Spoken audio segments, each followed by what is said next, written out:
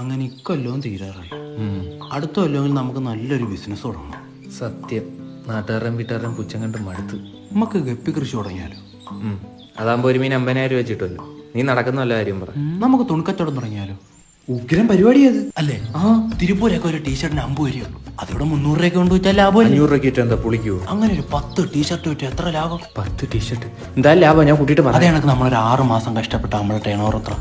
ലക്ഷങ്ങൾ അല്ലേ? ആദ്യം നമ്മുടെ കമ്പനിക്ക് നല്ലൊരു പേരിടണം.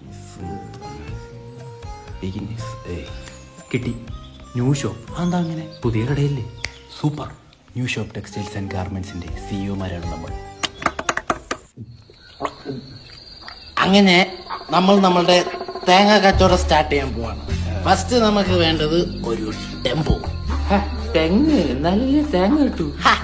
ആ തേങ്ങ കൊണ്ടൊരു വണ്ടി വേണ്ടേ? തേങ്ങയൊക്കെ ചീത്തയായി പോകൂടാ.